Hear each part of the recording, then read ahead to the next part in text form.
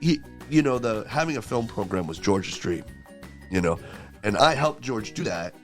We did it together, but he said to me, there's room for your dream inside of my dream.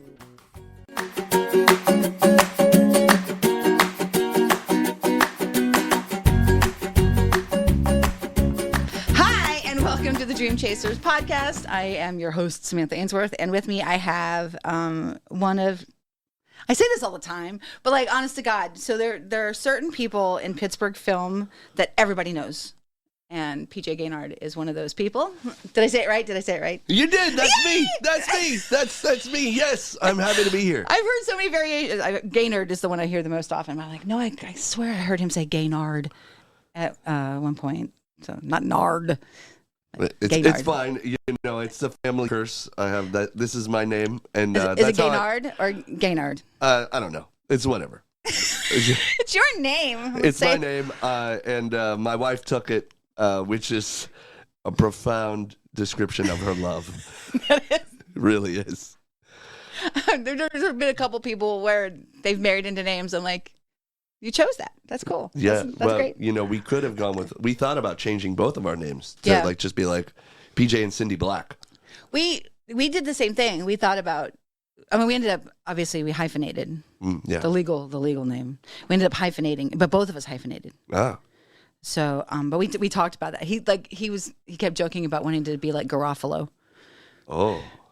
Well, we had these. So I had this friend in Seattle who, when they got married, they changed their last name to Asaurus. So they were both like dinosaurs. So it was Tracy-osaurus and like, was it Sethosaurus or something? So yeah, they changed their last name. That's awesome. They're way cooler than us. I know. Anyway, so PJ's here. Hi. You were high on my list of people to ask. Actually, God, I asked you a while ago, and then we just haven't been able to. I'm so happy to be here. And look, we color coordinated as if we planned it. It's really funny. Yeah. I just feel like that means that we're on the same wavelength. So I'm going to read his bio because I can. No, actually, I'm not. I'm a liar. I'm going to save the bio for later because I have to read the damn poem. Well, if you read your poem, then I get to read my statement. Oh, yes, because he has a we started a little bit late today, so he can read a statement. So, and one of these days, after we've been doing this for a couple of years, I can stop telling people why. So the whole inspiration behind the podcast is actually this poem. So I was in the shower, which is where all my good ideas come, and I remembered this poem, and I screamed it across the house, and Bruce was like, Langston Hughes, what are you talking about? So this poem is the decider of said podcast. Harlem by Langston Hughes. What happens to a dream deferred? Does it dry up like a raisin in the sun, or fester like a sore and then run? Does it stink like rotten meat, or crust and sugar over like a syrupy sweet? Maybe it just sags like a heavy load, or does it explode? Isn't that beautiful? So, PJ Gaynard, man of Pittsburgh film and all the things that entails, and we'll read that later. When you think of dream chasing, what does that mean to you? Ooh. Not catching, dream chasing. Yes, I have a list of dreams. Yeah. I have I keep it with me next to my bed. You sent me the list. I sent you a list, and I brought it today, and my wife said, you're taking that from next to the bed. And I said, yeah, well, I need to, look, your dreams are allowed to change. They're allowed to grow. And my list had some pencil on it, and some of them aren't specific enough, so I need to revise it anyway. So today, before the end of the night, it needs to end up back next to my bed. Now, for a long time, I want you to know I'm a complete hypocrite. For a long time, I told people to do this, but I hadn't done it myself, and that's bullshit. That's not cool, yo. You tell people to do something, you haven't done it. So I finally got around to it because I wanted to take a picture of my bed, and the fact that it was there, and you can't do that. It was not there. So I put the list up, and I try to work on the list, some aspect of the list, every day. Even if it's just for a minute, even if it's just for 30 seconds, even if it's just, sometimes I'll just puke out a message and send it to somebody, knowing that really not perfect, but I need to make some progress. Done is better than perfect. Yes, done is better than perfect. And I am not perfect, and I am not done. I'm That's working for sure. on it. I'm slowly getting there. Oh, my goodness. You said that, I think we do this, right? But you said that you're a hypocrite about like telling people to do things that you didn't do them. Yeah. But there's something about asking someone else to do a thing or reminding someone else that they're allowed to do a thing that makes you go, oh, right, I should remember. It's like one of the reasons like coaching makes you a better at whatever you do. Yes. And when I started teaching, that made me better. Yeah. That made me better because, I started teaching sort of in an odd way. I had gotten my undergrad in film from RIT in Rochester, New York, and I had made my way out to Los Angeles. My wife and we moved to LA together. We were already married. And I had my undergrad, and then I was working in film, and after a while, I lost some friends. And when I lost the friend, it was a miscommunication, but, I lost that friend. And they said, there's something wrong with you. I don't know what it is, but there's something wrong with you. And you better work on it. We're done. And I said, I didn't totally agree with their reasoning, but I accepted their assessment. And I said, all right, well, what am I going to do? And I ended up going back to school and getting a master's degree in humanistic studies and humanities. Yeah. And they weren't totally wrong. There was something wrong with me. I was frustrated, and part of my frustration may have been lack of education. In humanities or humanistic studies, we studied like things like use of space, use of place, age categories. It wasn't something that you could directly say, well, this is going to make you a better filmmaker, but obviously it's good. All the things that we learned have made me a better filmmaker. Well, anything that makes you a better human makes you a better filmmaker. Yes, especially because the filmmakers are studiers of the human condition. We know that, right?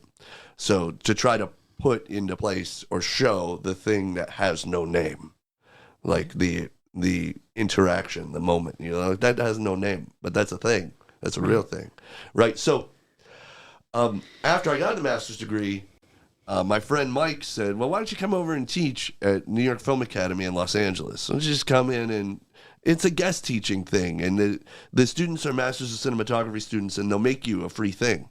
Whatever you can make in 7 or 8 hours. They'll have a red camera, and they'll have equipment, and they'll shoot it for you. And you just tell them what to do and direct. And then you'll get paid. And have them do your thing. There you go. I was like, hell yeah, all right. So I did that, and that was my first foray into teaching, but I realized that, you got to show up, and you got to, you better know what you're talking about because they're going to ask questions. And my friend Jeff, who was teaching at the time, he was really big about saying, you better research everything you say before you say it to them. It can't be hearsay when the students are sitting there trying to learn. Right. You got to know. Yeah. And so I learned a lot. That's amazing. I mean, but just that act of, okay, in order to be able to explain it to someone else, I have to be able to know, inside and out. Yeah. That's awesome. And you also mentioned, which I am a huge fan of doing something every day towards your dreams. I think it was Eleanor Roosevelt that said you have to do 3 things a day. I think. I'm not reaching It's been her. so long. It's been so long since I remember reading that. Since I saw Eleanor Roosevelt. Talk to her. Yeah. I mean, we go way back, way back to before I was born. So, but there's supposed to be a thing, if you do 3 things a day towards your dreams, goals, whatever, you're unstoppable. Some days I'm not so good. Some days I don't get 1, but some days I do 10. It balances. I get some aspect of 1 nearly every day. That's amazing. It's a very tiny aspect. It's okay. And I'll tell you, there are people out there that are angry at me because I'm not done with the part that involves them. But I'm working on it. Never giving up. You have a lot of... Yeah. Your iron is in a lot of fires. You do the fact that we managed to find a time today is amazing. So wait, hold on. Where'd your bio go? You want to do the bio? I want to do your bio. Okay. Just because it's all fancy and you went through all the trouble of writing it for me. I know, it's so good. A multi-talented, award-winning storyteller with over 25 years of experience. 28. Is it 28 now? Yep, Oh my gosh. As a producer, director, writer, director of photography, and editor, he has a BFA in film, video, and animation from Rochester Institute of Technology. I'm so glad I read it because I was going to ask what RIT is. And an MA in humanities/humanities studies in Cal State Northridge. Recently, his work has included a strong bent towards community filmmaking. You can learn more about PJ Gaynard at goatmilkfudgeproductions.com. And then he's on IMDb, like all the cool, fun kids. So I love our origin story because I'd heard of you before I'd ever met you. Oh, really? Yeah, because I think we were Facebook friends before we ever actually met. And you had posted my headshot on your board and you had put like a little thought bubble. We had not officially met yet. So I must have like auditioned for the CCAC guys or somehow you had my headshot. I'm not sure. And you put like little thought bubbles and you had posted a photo of my face and a thought bubble on your whiteboard. And I was like, well, yeah, I would say something like that. Oh, yeah. I was making you say things that you didn't say. But I didn't say. Not at all. But I was like, making you say them. I can see me saying, and it was funny because I was like, does he have why am I on his whiteboard? And so when I did come in audition, people recognized me. Yeah. On your whiteboard. I just thought that was really funny. And I remember like I saw that and I can't remember, I asked one of our mutual friends, I'm like, is that weird that he has he's like, no, it's just PJ. Sounds like something I would do. Yeah, okay, so that's fine. One of the things that I find so fascinating about you is I feel like you are all the things I'm constantly accused of being. Oh goodness, I hope. It's not necessarily bad. No, this is not a bad thing. But like I'm always accused of doing all the things and trying to be in charge of all the things. And I'm accused of that all the time. I'm like, but PJ actually does. You have such the whole community filmmaker thing that you mentioned. You have such an energy and you have such a drive and you have such a supportive nature just in who you are as a person that when Camila left the 48. So Camila used to run the 48-hour film festival. And then when she left, they needed to find somebody else. And everybody I know was like, PJ. Everybody I know was like, PJ needs to do. I mean, like that was my first thought because you were already doing that sort of cheerleader capacity, organizing people, getting people together, getting people excited about working together. It felt like a perfect fit for you. I worry about you sometimes. Well, first of all, I don't not to put down Camila. I call Camila the grand operator. Yeah. Right. When Camila started doing the 48, it was her and Nina. Yeah. And then Camila went on her own and did it for quite a long time. And then Camila handed it off to Lance Parkin and Ruthie Draper. Right. And Lance and Ruthie had it for a couple years. Right. And they did the best they could, and it was cool. And then I took it over. Okay. And the year that I took it over was 2020, and there was nothing going on. Nothing. It was fine. Problem. 2020. Easy peasy. In a way, it was great for me because it was sort of like I had to take baby steps. Because we couldn't meet in person. Yeah. It's October 2020, and we were trying to do the 48, and little groups of people are meeting. But we did all of our events online, and we never really met, and we did our screenings online. And so I got to start small and sort of rebuild it after Lance and Ruthie had sort of left. Yeah. So it was... I forgot about Lance and Ruthie. Yeah. My apologies to Lance and Ruthie. And their events were really great. Mm-hmm. So I don't. Maybe I just wasn't involved in those years because I definitely was involved in Camila years. And Lance and Ruthie were great. They did. It was visual, and of course they had Jeff Smee in their back pocket as well, helping, and they made a nice thing. You know? It's a lot of. I don't think people realize how much work it is because I just see a little bit, like when I come and help you. I just see a tiny portion of what you do. You're so helpful. I try. I mean, like, I try. Like, don't make me watch the things, but I'll sit and I'll hand out tickets all day. I have a hard time sitting through things. It's nothing against anyone's thing. I just have a hard time sitting through things. But it's an insane amount of work. one of the things that you specifically bring to the table is you're just like to your core enthusiasm for the medium, right? Like it is so obvious that you love short film, love indie film, but also that how much you love the filmmakers.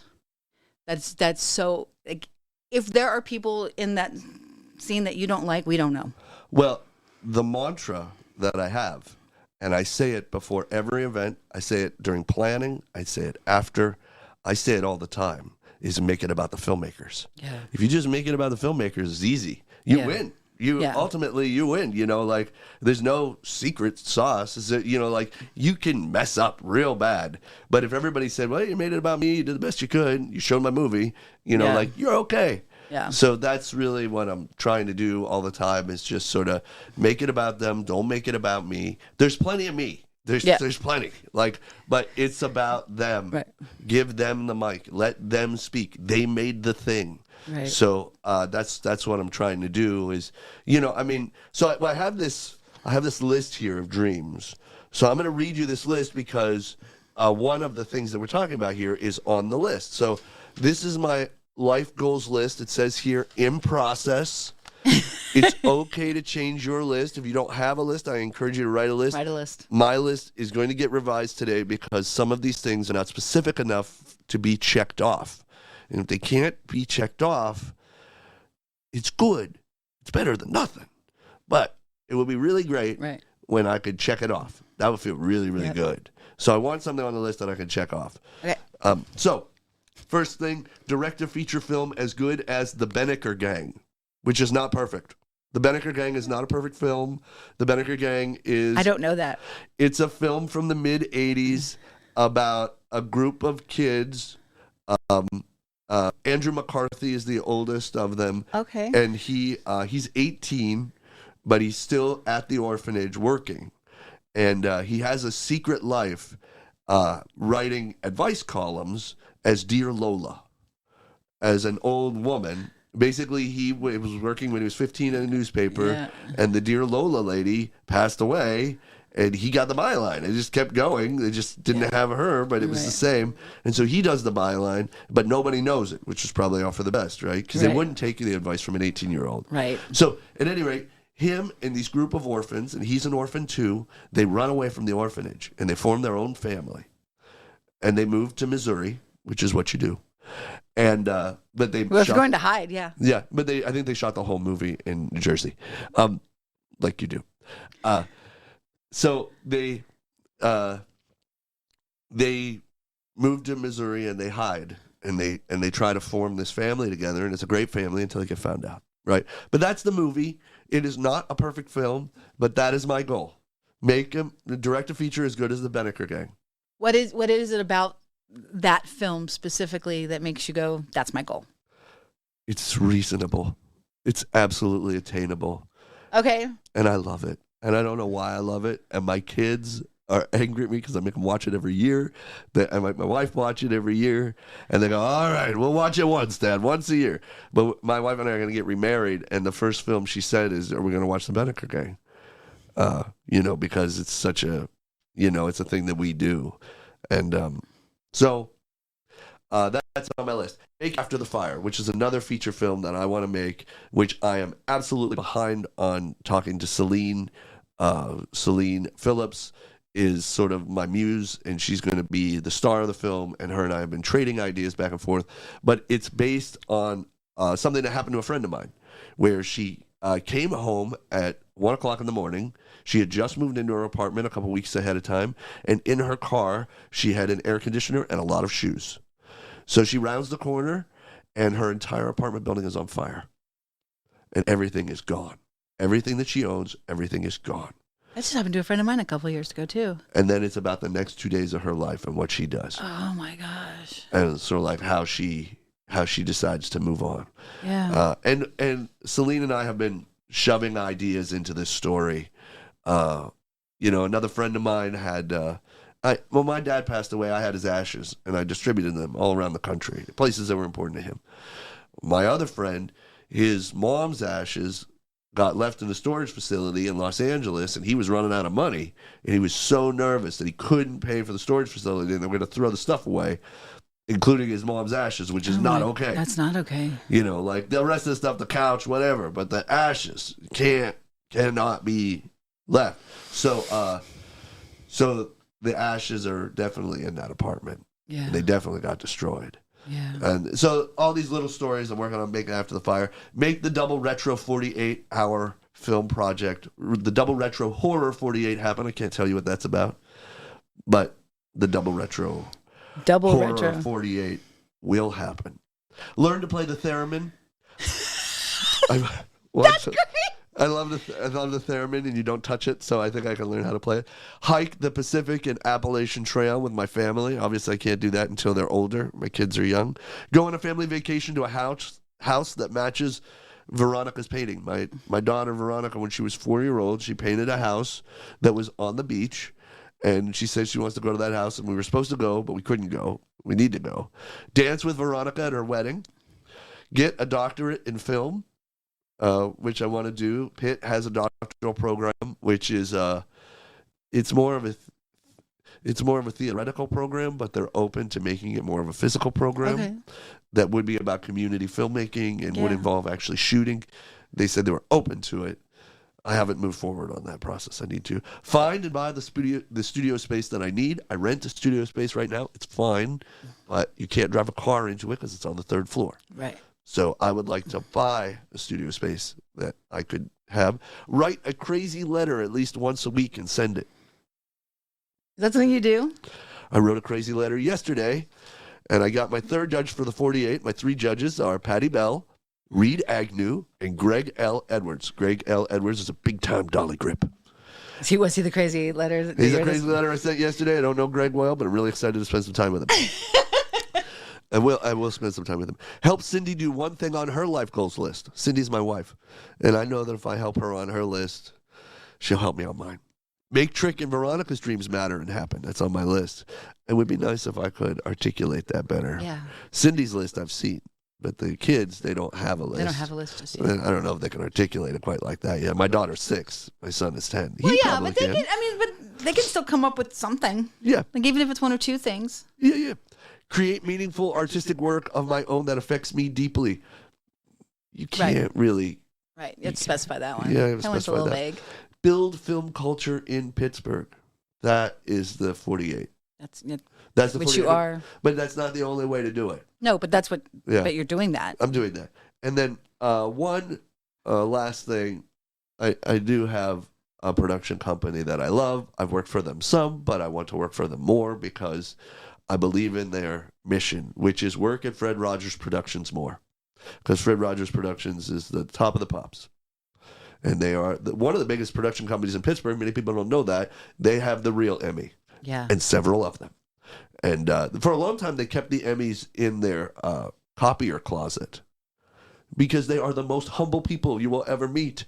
They just care about the work. They really do. They just care about children and the work and doing good work. And that's what the absolute focus is. And look, personally, it's just me. But I think if you can be a little bit more like Fred Rogers, you're going to be okay. Yeah. So that's my current list. I might make some adjustments, but that's pretty much the list. So what happens when you hit those? Okay. Number 1, I will never hit everything on this list, but if I do... Well, because the list is evolving. Yeah, the list is evolving. The list needs to keep things.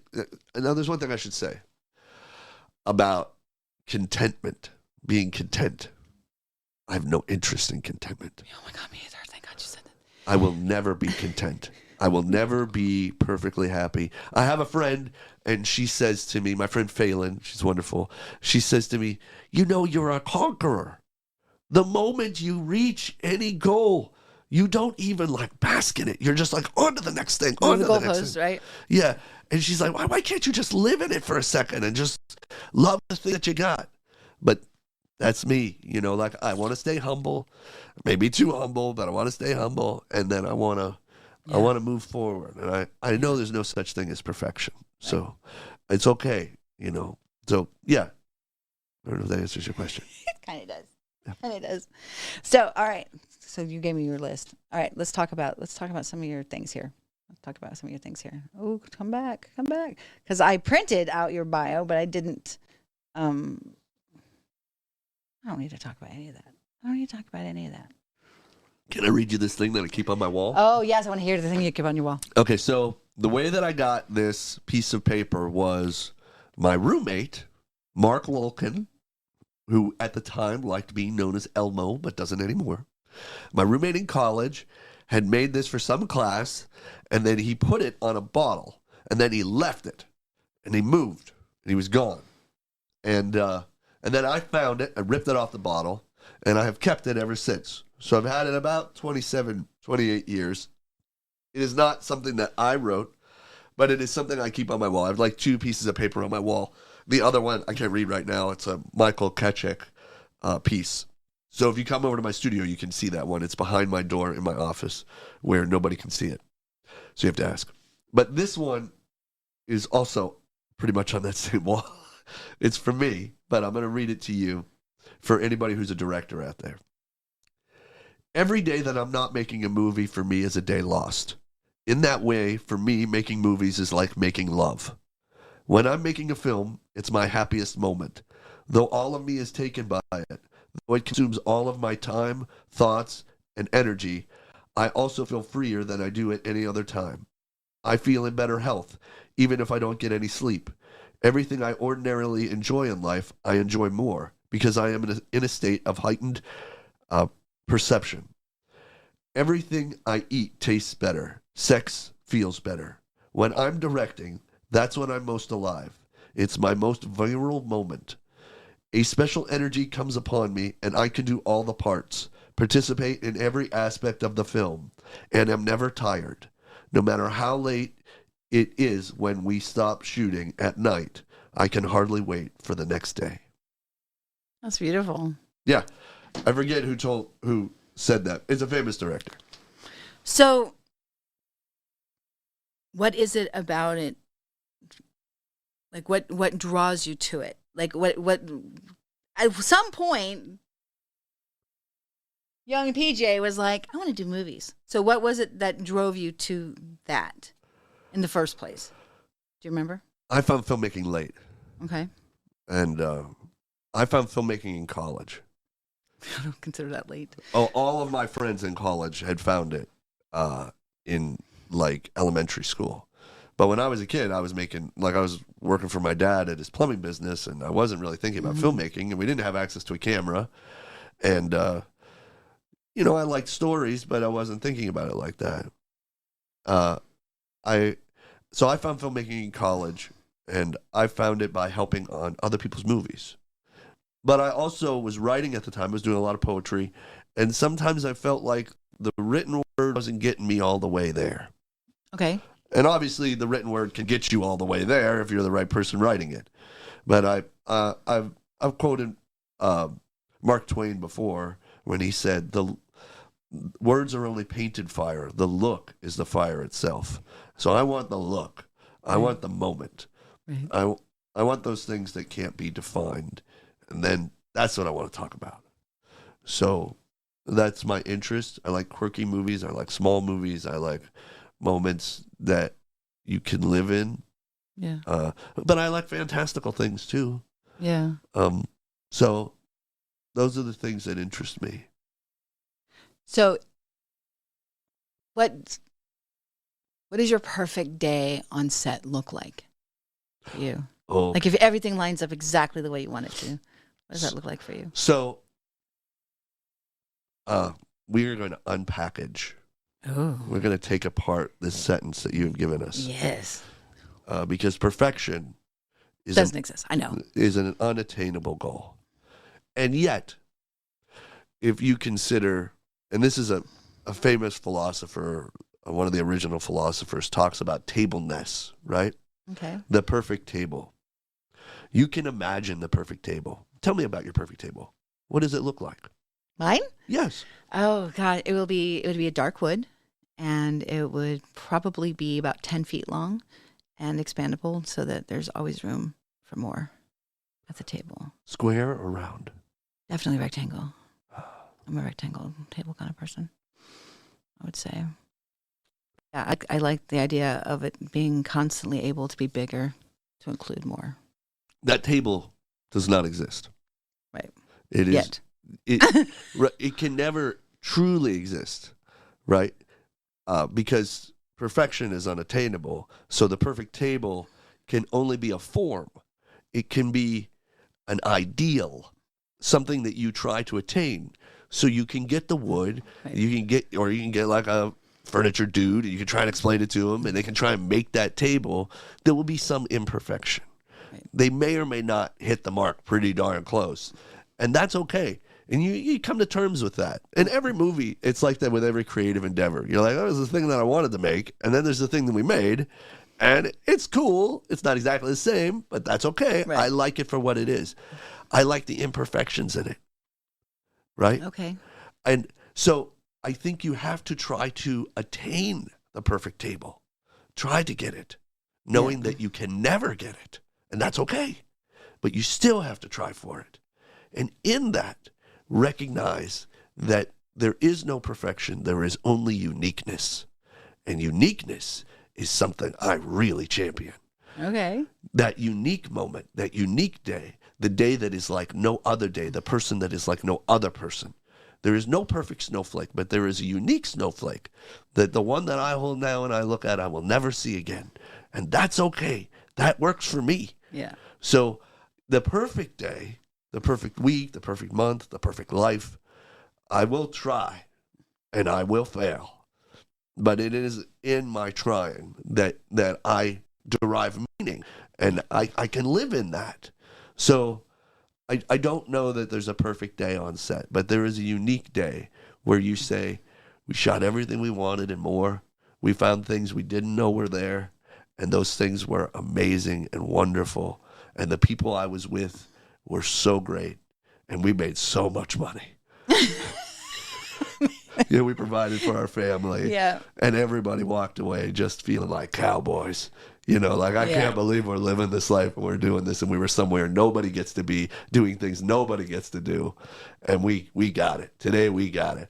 And then hopefully in the edit later, you got it, right? Because anything, especially with directing, you know, it doesn't, you know, it felt great on the day, and then you look at the edit and you're like, I feel that way about all my performances. I'm like, oh, it felt so good at the time. Oh, man. That reminds, I have a thing on my wall that says, if you shoot for the moon and miss, you're still among the stars. Yeah. Yeah. So that's what that makes me think of, is like, shoot for the moon. Like, because like that's the thing. Like, if your goal, your perfection is here, you have to shoot for there. Because if all you do is shoot for there, you'll probably just come up a little bit short. Well, I've been saying something recently to myself, and it's sort of silly, and it's just a little mantra that I say to myself, which is, failure is success. Failure is success. Mm-hmm. Like, just fail. Just fail. Just fail. Failure is success. Because every time, failure requires effort and requires trying. And even when you fail a little less. Fell forward. Yeah, and you're like, all right, well, that was not the best ever, but, you know, it was better than nothing. Yeah. And I got to keep trying, you know, and that's something that I do. I love when I'm the worst in a room. You know what I mean? Like, I love when I find myself. But often the worst. No, but listen, but I love that, because like, if you constantly find yourself in rooms where you're the best one, you're never going to grow. Right? Like, you're never going to get better if you are always the best one in a room. I think it's okay to be the best occasionally. It feels good. Occasionally it's okay to feel good. No, I mean, yeah, but if what you're trying to do is move forward. Yeah. You know, like, I like not being the best in a room. Like, I love having to look at someone and go, oh shit, you make me bring my A game. Yeah. You know what I mean? Because I feel like if you're constantly the best in a room, that's where complacency comes in. It's like, well, I could just phone this in, because. Oh yeah, but you can't. You can't. Yeah. I hate that. I hate the notion of phoning things in. I'm taking this acting class right now. I'm using the word in quotes because the teacher doesn't call it an acting class. He calls it a conditioning class, because I know how to create characters. I know how to analyze the script. I can analyze the script like a beast. Do you want me to analyze this line and tell you like the 17 different things it could possibly mean? I could do that for you. I'm not so good at cinematic, right? Because I come from theater. So I'm used to being super huge, big. Yeah. so big. And so like, and because I'm trying to level up, I need to learn how to take all that. So frequently in class, I just feel like I suck at all of this. I'm a big Muppet. Yeah, I'm a big Muppet. Yeah. And my face is too big. It moves too much. My hands move too much. I do too much shit. I'm too extraneous. But it's forcing me to zero in and to really focus all of this energy that I have, because I have to. Because otherwise, I just flail. I'm just a hot mess. I just flail all over the place. But I like the fact that I go to this space every week and I'm not the best. And that's okay. Yeah. Like yesterday, I didn't suck. Last week, I sucked. Last week was really bad. He was just like, "Oh, yeah, you did that. That's the thing you did." I'm like, "I know, it wasn't good." But being bad forces you to go, okay, if this is what not good looks like, what does good look like? Forces you to sort of like pull that all in. Well, I'm rarely happy with my work. I'm never happy with my work. I'm rarely happy. And it doesn't matter what the work is. I'm just rarely happy. And I'm always on myself. I'm really like, well, you could have done that a little better. Yeah. And they certainly must have known that you could have made a better effort. But that's where I say failure is success. Failure is success. You Like, did it. You got up and you did the thing. Yeah. And yeah, you'd said that you're never content. Never. I'm much the same. Never. And it's funny because it makes people angry at you, because they think, I don't know if you get this. I get this. Like if I state, "Oh, I did this thing, I could have done it better. Like, how can I fix it?" And if I say that to people, they're, I get the whole, "Well, you're making the rest of us look bad" bullshit, which I'm sure all the time. Yesterday, someone said that to me. But like, people think that what you expect of yourself is what you expect of them. Well, so I do think that the end of every system is contemplation, right? Okay. No matter what we're talking about here. Yeah. You're in a relationship, that relationship, it begins, there's a middle, maybe there's an end to that relationship, no matter what it is. And then you say, well, that's done. No. It's not done. It's done when you have sat and thought about it. Yeah. And really had a chance to say, like, this worked for me and this didn't. This is how I'm going to change. Or this is what, like, I can't accept, or whatever. That contemplation is part of every process. You get a job, the job ends, contemplation. Yeah. No matter what, no matter how big or small that process is, or that series of activities are, what do they say? Like, and Bob's your uncle, right? Right. And Fanny's your aunt. And then you think about it.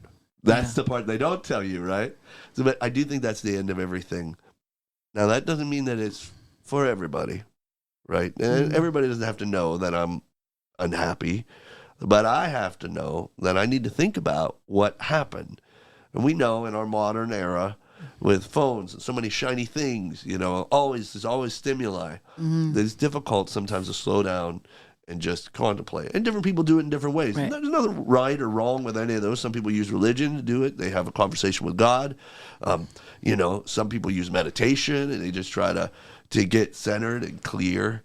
Yeah. And that's all cool. That's not really how I do it, but I'm not sad about any of those ways. I think any way that you do that is a good thing. This is actually the way I'm doing it. This counts. No. It very much is, because with the whole, I had the soap company for 12 years, and because of all the legal nonsense, that's disintegrating, and unfortunately, it's not a fast disintegration, just by nature of what it is. I mean, we're on month 8, something like that. Might be going into 9. Of this constant reminder that this thing that I built has failed. So it's like, it's this constant like barrage of, Oh, here's another thing that you did wrong. Oh, here's another. Oh, you were supposed to have done this. Here's another thing that you screwed up. So it's a constant thing. And so when it started happening, so I started the podcast pretty soon after that started, because I was like, I need to work this out. I need to work out, like, if I have a dream, or if the realization that it wasn't my dream, but somehow I got like sucked into this weird like vortex. What does that mean for me now? What does it mean for the achievements that I made, but also what does it mean for me moving forward? And so having these conversations for me has been very therapeutic, in terms of it's okay that dreams that are chased are not necessarily achieved. Well, right. Well, I also think that it's okay for things to end. Yeah. And things sometimes end messy. You know, and you and I talked about this about like movies, right? Yeah. Like there's the movie, and then there's the story of how the movie got made. Right. Which sometimes is a messy story, and that's okay. Yeah. That's, you know, doing stuff sometimes is messy. Yeah. It just is. And I hate it if feelings get hurt along the way. I don't want that. But whatever it takes you to do your thing, you did your thing. And, you know, if it's a messy end, I'm really sorry about that. Mm-hmm. But you got to find the positive part on that. Yeah. And then just, you know, and be able to write down the things that, you know, what you learned in your contemplation. Mm-hmm. And then say like, all right, well, that's what I learned. So now we're going to move on and do another And thing. sometimes what you learn is, this isn't for you. Yeah. You know what I mean? Like sometimes the thing that you learn is like, okay, cool. I did this thing. I had not done this thing before. I know I will never want to do that thing again. Well, I remember, you know, there's a much smaller thing than what you've had happen to you, but I in high school I took a special program for engineering. I've always planned to be an engineer because they were inventors. I went to college to be an engineer, and then I had a complete meltdown. It wasn't for me. It just didn't work. I wasn't good at math. Not that great, and especially not at 8 a.m. for 2-hour calculus classes.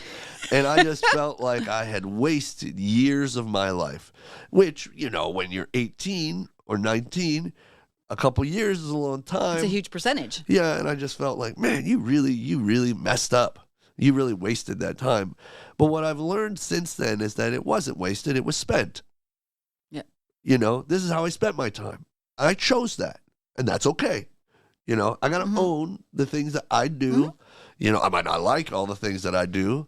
And I'm human. I do things that sometimes I would say, that was a bad idea. You shouldn't have done that. But we all do bad ideas. But, you know, like I gotta own it. And then I just got to say like, all right, well, it's part of me. And that part of me will help me later. Yeah. You know, whatever's part of me, you know, it's part of me, and that's it. And, you know, like you just got to sort of take that. But no, it's not wasted. No. Well, but everything that you've done, I mean, and I've lived 1,000 lives at this point, it feels like. And it comes back. It helps you everything later. that you've done gets you to the next thing. Yeah. You know what I mean? Like, so as much as I beat myself up over the retail failings, I learned a lot from that. Ironically, one of the things I learned was film editing. Yeah. Because I edited all of our commercials. Exactly. So I got really good at that, which then made me really good at editing my self-tapes. So standing in front of a camera and doing that and having to like shove it into my program and do all the editing down to the frame. Like I can do all of that stuff. And as a matter of fact, you said today that you were able to edit this program. Yeah. Because of that. Because of the stuff I learned there. So the people, all of you audience people who are like watching this right now, you're watching this because she had a soap company. Yeah. And so there's no waste. There's no waste. There's a soap company that belly upped. It ended. But it ended. You know, like I had an idea for a while. I had this dream about moving to California. And for a while, I had really bad wanderlust. And I would just find myself driving west. I'd be like, oh, what are you doing? Where are you going? Dude, turn around. Go home. You gotta go home. And it was a really bad wanderlust, right? Needed to go west. I was born in San Diego, but I didn't know the place. Right. We moved when I was 2 or 3, back east of Pittsburgh, actually. And so eventually, you know, my wife and I, we moved to California. And I went to San Diego. And I saw San Diego, and I met people from San Diego, which I felt like I could have been their friend when they were a kid. I could have been better friends with them if I had lived here. But I lived that Cali life. And then it was okay that I said that was my dream, but I have other dreams. I'm allowed to have other dreams. Mm-hmm. And that dream is allowed to end. I still miss California. I miss all my friends. But I'm allowed to have other dreams and explore those too. Yeah. So you're allowed to have an end. Yeah. Yeah. Your list is allowed to change. Your list is allowed to change. Well, I just know, here's where I get in trouble, right? So like the Capricorn in me. I'm Capricorn too. Yes. Yeah, January 5th. I think this is one of the reasons we get along, because we understand each other. I feel like our brains are built in very similar ways. But when I start doing things, like in my brain, I'm like, I got to be the best at this. And I start like, I just blinders on, and this is what I'm doing now. And I sometimes forget that I'm not enjoying it very much. That happens, but I get so wrapped up in like, I like the processes, right? I like getting up, and I like doing this, and I like doing that, like doing this, and okay, I'm making the soaps today. Okay, I'm doing the ads today. Okay, I'm doing this today. I love marketing. And then next thing you know, it's 12 years later, and you're like, okay, I got sued for $500,000, but I wasn't having a good time anymore. So sometimes like you need, and I need external stimulus to remind me that this isn't what I wanted. Yeah, I think that's contemplation, right? Yeah. That's where you got to go like, all right, hold on. Yeah. What do I want? Yeah. And as it's starting to wind down, and we're in the negotiation phase right now. The settlement negotiation phase is where we are right now. So we go into the settlement negotiation phase, and then after that comes like the bankruptcy phase. And so that's going to be another, God knows, 6 months.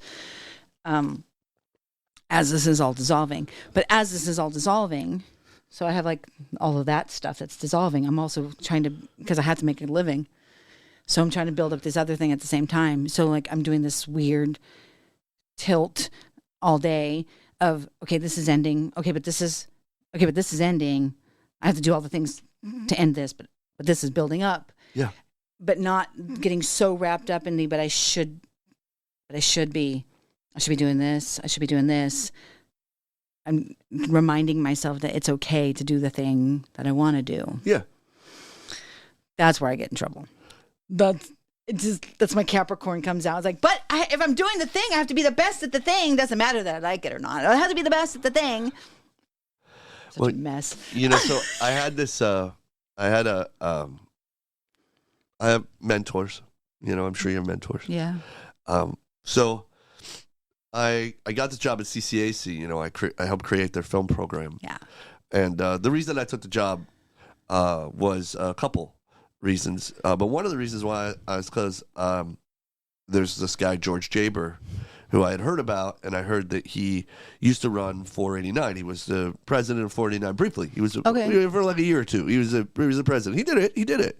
And I had heard about him, and people all said the same thing. You should meet George. George's a great guy. And then I met George, get the job. Ooh, hold on one second. He's got a little bit of a sickie.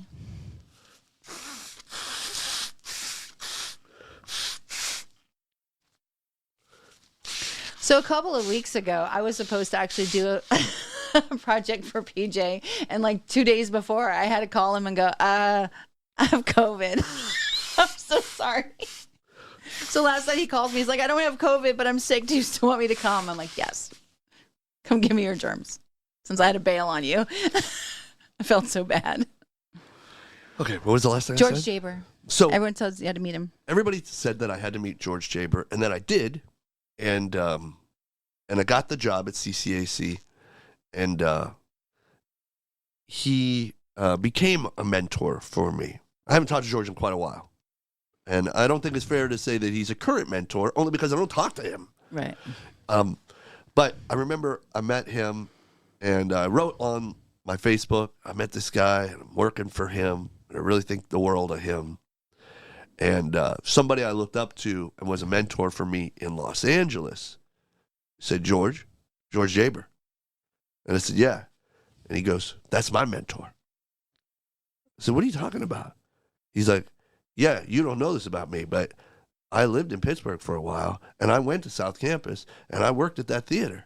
And George taught me a lot. George was my mentor. So you think and I was like, what are you, like that guy in LA is the whole reason I had the money to join IATSE 728, and he helped my career. Yeah. And he's a great guy. His name's Sean Bennett, and I love Sean. He's great. But we're all connected, right? Right. And then, so the thing George used to say to me is, he said, having a film program was George's dream, and I helped George do that. We did it together, but he said to me, there's room for your dream inside of my dream. There's room for your dream in there. And he meant that. Yeah. And he gave me a lot of freedom to do things.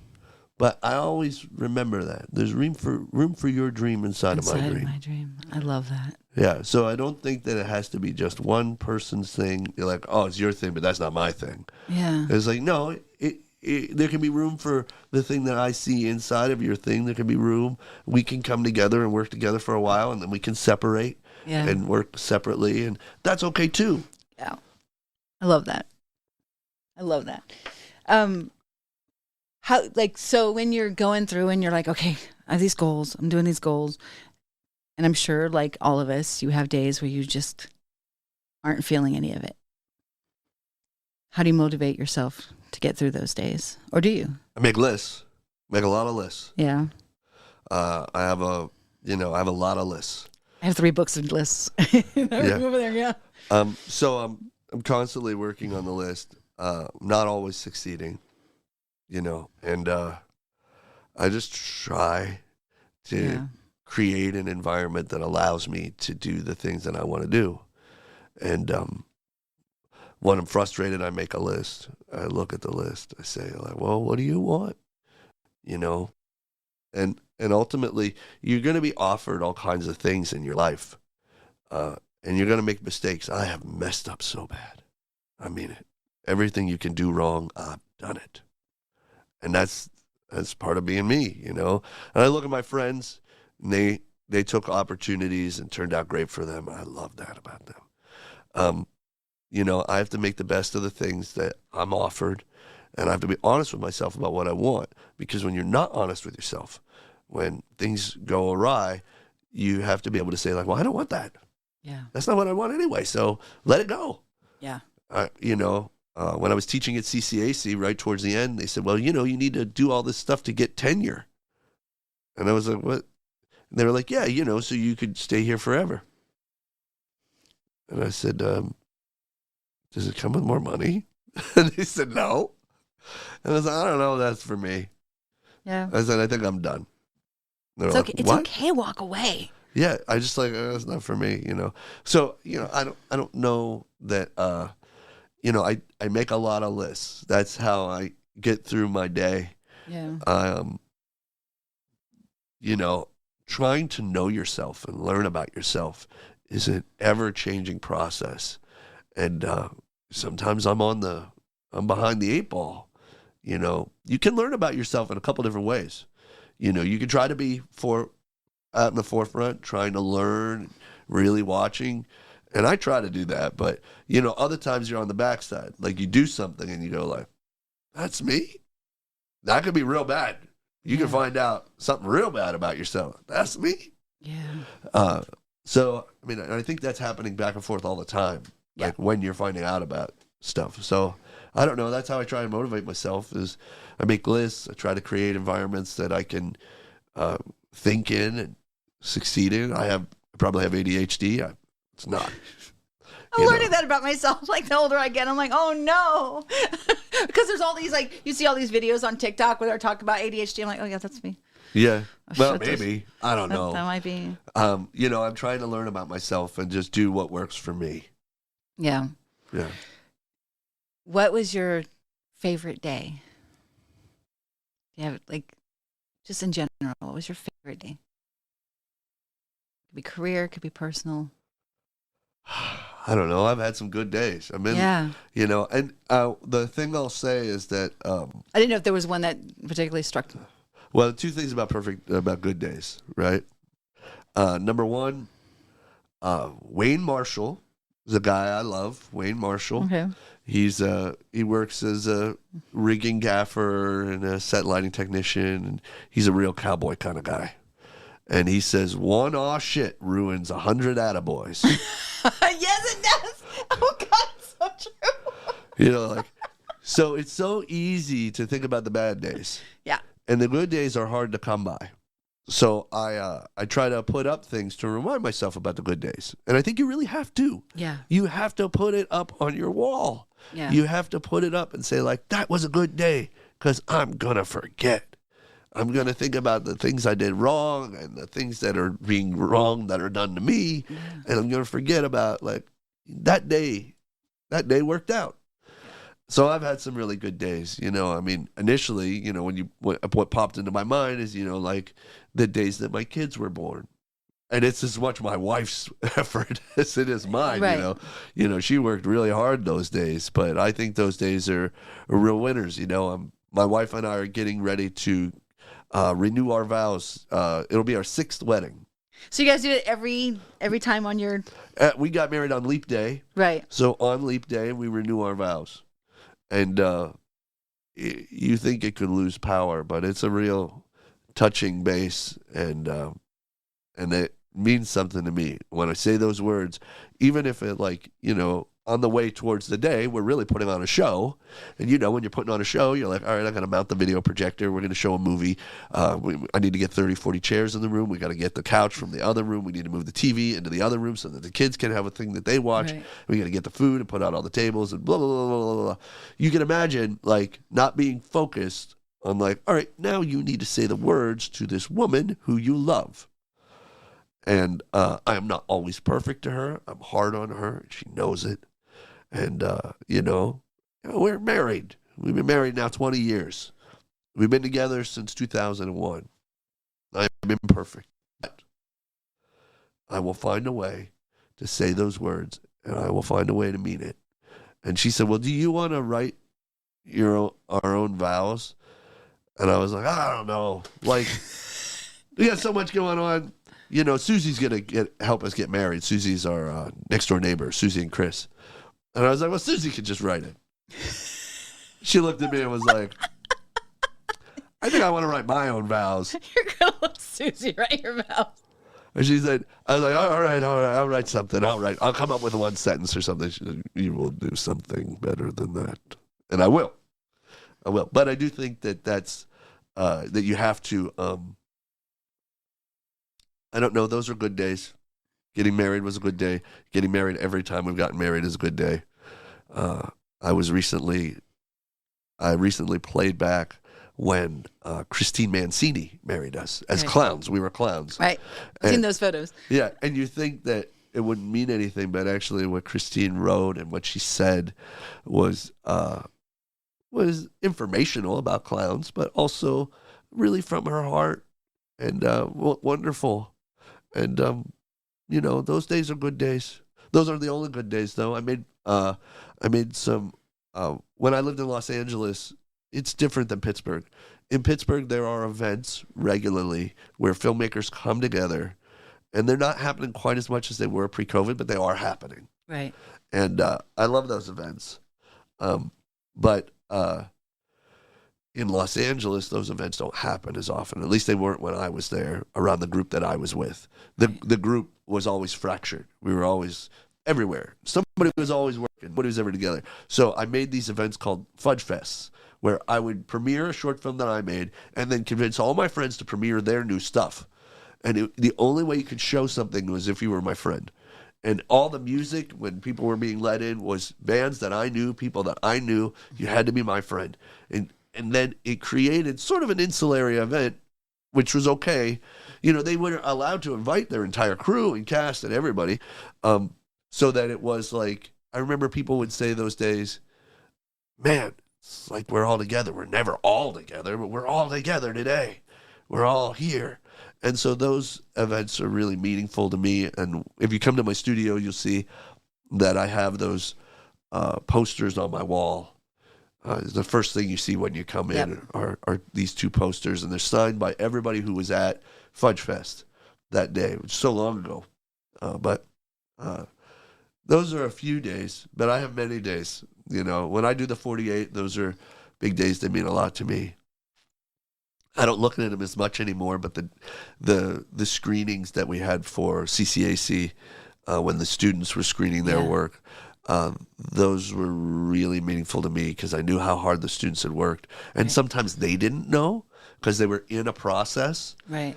I was recently describing to somebody Plato's Cave. I don't know if you know Plato's Cave. Yeah. Oh, Plato's Cave is an awesome allegory. It's called the Allegory of the Cave. And I will tell it to you shittily, which is a whole other story. I'll explain in a minute. But Plato's Cave is this idea that there are two dudes sitting in these chairs watching shadows. And this is all they know. They have lived in these chairs their entire life. You can imagine what that's like. They sit in these chairs and they look at shadows on the wall. And that is the only life they know, these shadows. And they can talk to one another, but they can't see one another because their heads are bolted straight. All they see is shadows, shadows, shadows. Every day, day in and day out, shadows, shadows, shadows. And this is the life they know. Well, one day, one of the guys gets pulled from his chair and he gets taken forcefully out towards the edge of the cave. And as he gets closer to the edge of the cave, he starts freaking out because he's never been outside of that chair and he only knows that chair and he only knows the shadows. And he's screaming and he's trying to get out of the hands of the person. And, you don't know what you're talking about. This is crazy. He's trying to get back to his chair, but the person is demanding. And they throw him outside the cave into the actual light. And for the first time in his life, he sees the real world. He sees it for what it is. And it takes a while for his eyes to adjust, but he sees it. And he realizes this is the world. This is it. So what's he do? He goes back in the cave and tries to get his friend. But his friend will not leave the chair. And this is the theory of education, is that I know something that you don't know, and I will try to teach it to you. And sometimes you may not be excited about learning it, because part of the process is you don't know how it's going to end up. You don't know about what's outside. So along the way, you might buck a little bit and fight, but this is good for you, and you're going to see when the process is done that this is the real world. This is how it really is. And some people take it better than others, right? Right. And you just sort of have to, when you're the person trying to get them outside the cave, do it as gently as you can, but you got to try and teach them. Like, I'm going to get you outside this cave, and you're going to see. You can see this is how it is. So that's a theory of education. That's Plato's Cave. And I think it's really important. Allegory. The shittily comment. I had this person that I really looked up to. She's famous among some circles. Her name is Leslie Hall. Okay. And she had a group called Leslie and the Lies. She liked collecting gem sweaters. She's just like one of the most creative people in the world. And so she had all these gem sweaters that she got at Goodwill, and then she put them in a Winnebago, and she would tour people through the Winnebago and then go on tours in the Winnebago so that people could see all of her gem sweaters. Hundreds of these grandma sweaters, gem sweaters. So then she gets her friends to help write a hip-hop song about gem sweaters. And then she makes this song called Gem Sweater, And it was a really big internet sensation for a little while. Okay. And then she made a couple albums, 2-3 albums are really good. She's based in Ames, Iowa. I know exactly where that is. Exactly. Because I did that show in Jefferson, which is like the next town over. I know exactly where Ames is. So weird. Leslie is amazing, and she's come out with all this music, and I love her, and I love all the music. And when AOL Instant Messenger was a thing, you could talk to Leslie on there because she's just on there like everybody else. And I remember I would talk to her and she'd be like, hi. And, it took her a little while because, she doesn't know everybody. And there were so many people reaching out to her that it was just sort of difficult to keep track. Yeah. But then I went to her shows. At one point, I carried her on stage. Like she was in a climbing harness. Okay. And there was a big 2x4, and me and another guy are holding the 2x4, and she's hanging from the 2x4. And she's sort of a bigger girl. Right. And she would wear skin-tight gold jumpsuits. This is her look. Love it. That she made with her mom. Right. And she called herself a Midwest diva. Oh my God, I love it. And so I love everything about Leslie. So I ended up meeting her mom and her grandma. I met her brother. And then eventually I saw Leslie at one of the events, and I said, oh man, that's so great. And she's like, yeah. And we were talking about one of her music videos, and she said, yeah, you know, like we have these grand ideas and we do them shittily. You know, like, and I was like, oh, okay, that's okay. You know, but she has these grand ideas, you know. And she still has grand ideas. They've changed a little bit, but they're still getting there. it done, though. Getting it done, yeah. So, yeah. Awesome. So, we're out of time. Oh, can you believe it already? There's so much to talk about. There's so much to talk about. I appreciate that you came, part of my weird little dream, which I love more with every single passing day. This has become my absolute favorite thing to do. But also for how hard you work to help other people achieve their dreams. Like, that's huge. And I don't know if people thank you enough. So on behalf of all those assholes who should be thanking you, I'm thanking you. Oh, well, thank you. A lot of people do thank me, and Good. I really appreciate it, you know. But thank you. We appreciate you. Yeah. Don't forget the dream that I have for you. What's the dream that you have for me? That documentary. Oh, that's right. He wants me to do a documentary about the kids swapping. Oh. So maybe she goes twice a year, right? Twice a year. To Texas. Or Missouri, which is halfway. And drops off her children with her with your ex, right? Right. Because they're his children too. And then you come back. Yeah. And I asked her, sometimes I'll give other people like assignments which they don't have to do. Although I have some footage. I've done some footage. Yeah. I just haven't put it together. So I wonder about the trips home alone, because I think that they're lonely trips, but good trips, but interesting trips. Yeah. Whether you're driving there to drop them off or you're driving there to pick them up. And so I wonder about those trips.